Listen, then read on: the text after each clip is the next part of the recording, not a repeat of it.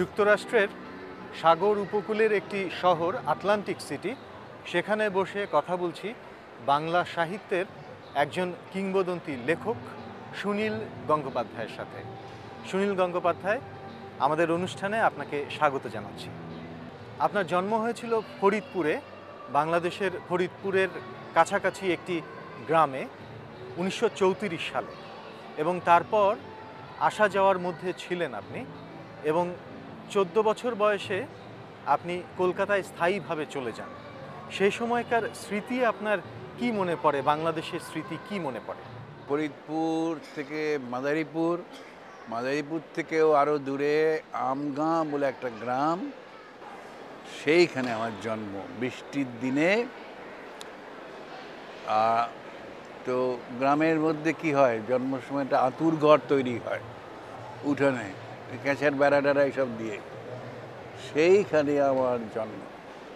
মানে আমি ছোটো বয়সেই, আমার যেহেতু বাবা কলকাতায় থাকতেন এবং কাজ করতেন, সেই জন্য আমরা কলকাতায় থাকতাম, আসতাম, আসা যাওয়া করে। বিশেষ করে যুদ্ধের সময় টানা 1 বছর দেশের বাড়িতে ছিলাম। তখন আমার বয়স হয়তো 11-12 বছর বয়স। আপনার লেখালেখি শুরুটা হয়েছিল কোন বয়সে এবং কিভাবে? লেখালেখি দিয়েই শুরু প্রেমে পড়ে সেই মেয়েকে মুগ্ধ করার চেষ্টা থেকে কবিতা লেখা। তারপরে কলেজে এসে 2-1 বন্ধু দেখলাম লেখে, তাহলে আমিও কেন লিখবো না, এরকম এই থেকেই শুরু। আপনি যখন লেখেন, আপনার কি নির্জনতার প্রয়োজন হয়, নাকি আপনি যে কোনো জায়গাতেই লিখতে পারেন? আমি যে কোনো পরিবেশে, আমি এয়ারপোর্টে বসেও লিখেছি, আবার পত্রিকা অফিসেও লোকের ভিড়ের মধ্যে বসেও ইনস্টলমেন্ট লিখেছি, উপন্যাসে, সব জায়গায় বসেই লিখতে পারি। আপনার লেখালেখিতে অনুপ্রেরণা নিশ্চয়ই, একটি মেয়ের প্রেমে আপনি পড়েছিলেন এবং আপনি অনুপ্রাণিত হয়েছিলেন, সে কথা আপনি একটু আগেই বলেছেন।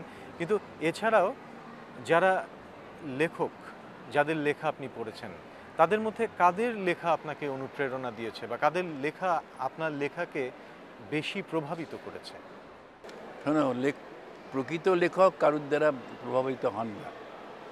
তো লেখক হতে গেলে অনেক পড়তে হয়, প্রচুর পড়ে তারপর একটা নিজস্ব ভাষা আবিষ্কার করা যায়। যদি ভাষা আবিষ্কার করা যায় তবেই লেখক হওয়া যায়, নাহলে যায় না। সেরকম প্রচুর পড়েছি, রবীন্দ্রনাথের লেখা, নজরুলের লেখা। আমি একসময় নজরুলের কবিতা আবৃত্তি করতাম, আমি সেই জন্য বিখ্যাত ছিলাম। তারপরে তখনকার দিনে তারপর বুদ্ধদেব বসু, অচিন্ত্য কুমার সেনগুপ্ত, জসীমউদ্দিন, এদের সব লেখা পড়তে প্রচুর মুখস্থ করে। তারপর একদিন বুঝলাম যে আমি নিজেও লিখতে পারি, এবং এদের মতন নয়, আলাদা করে। সেটাই লেখক হওয়ার কারণ।